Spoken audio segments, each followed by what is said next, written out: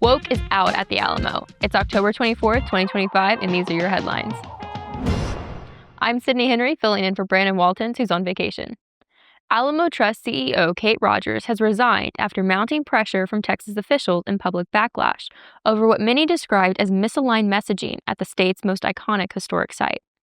The controversy began after the Alamo's official accounts published a social media post recognizing Indigenous Peoples Day, sparking criticism that the trust was pushing a political agenda.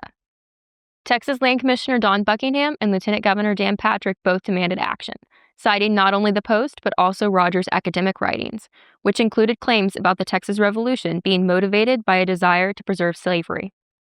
Patrick specifically argued Rogers' views were incompatible with the widely held story of the Alamo as a symbol of heroism and sacrifice for liberty. Statements from Rogers' dissertation challenging Texas's critical race theory ban and pushing for historical reconciliation further inflamed critics, who saw this as undermining public accountability and traditional Texas values. Rogers joined the Alamo Trust in 2021 after a career with H-E-B and the Charles Butt Foundation, both of which have come under fire for supporting LGBT and DEI initiatives. Her resignation marks a major shift in the stewardship of the Alamo, as state leaders call for the trust to realign with the expectations of Texans and safeguard the historic narrative from politicized reinterpretations or woke ideology.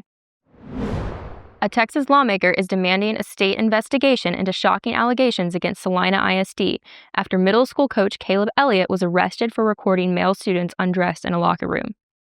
State Rep. Jeff Leach has urged the Attorney General to investigate whether district administrators knew about and failed to report illicit activities by Moore Middle School coach Caleb Elliott.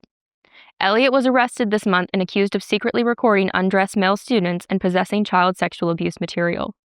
Families are now suing, alleging the school knowingly covered up Elliott's history of predatory behavior, possibly to shield the legacy of Celina ISD's celebrated football program, led by Elliott's father, athletic director and head football coach Bill Elliott. The accusations state that despite multiple allegations, district officials, potentially including the superintendent, principal, athletic coordinator, and school board members, never reported Caleb Elliott to the Texas Education Agency. Instead, his assignments changed after each incident. The controversy deepened after Elliott's recent arrest and his resignation, which included a surrender of his teaching certificate, although it remains under review as of today. The scandal has divided the Celina community, with some families demanding full accountability and others, along with Bill Elliott, insisting only Caleb is responsible.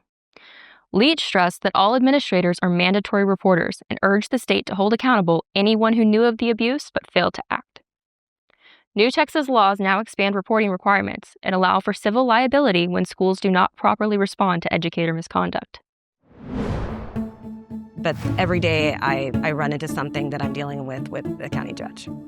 Judge Bray recused himself, but as we'll soon see, he couldn't resist reinserting himself into the process. Signing notices, setting deadlines, accepting candidate applications, rejecting candidate applications. The dispute that ensued thereafter was centered on whether or not Judge Bray had the authority to do those things or should have been doing those things. Kicking the Circle, Texas Scorecard's latest documentary, will be available on October 28th at texasscorecard.com. Several advocates of left-wing ideologies have been appointed to a newly created General Education Curriculum Advisory Committee overseeing Texas's colleges and universities. The Texas Higher Education Coordinating Board approved 14 nominees, including individuals who have promoted equity initiatives and social justice causes during their latest meeting, passing the appointments without open discussion. This committee was formed as a result of Senate Bill 37, which mandates an overhaul of university governance and directs the committee to review and condense general education course requirements. Their findings are due in November 2026, with recommendations to be sent to state lawmakers soon after. Key appointees include Dr. Andrew Klein, a Texas A&M professor known for supporting shared governance and expressing concern about the removal of the university's LGBTQ minor in other programs. Dr. Galen Scott, Austin Community College Vice Chancellor, has led efforts to embed equity in faculty hiring and frequently discusses social justice in education. Dr. Courtney Glazer from the University of North Texas has presented on supporting LGBT students and lists pronouns on her professional profiles. Meanwhile, in contrast, UT Austin's representative, Dr. Scott Carroll, is associated with classical education. The nominations drew scrutiny as some university leaders have a history of left-wing activism, raising questions about the committee's ideological makeup. The coordinating board emphasized that appointees were chosen for their expertise in education and workforce preparedness. With new education reforms underway, this advisory group's impact could shape Texas higher education for years to come. For more of today's stories, go to texasscorecard.com.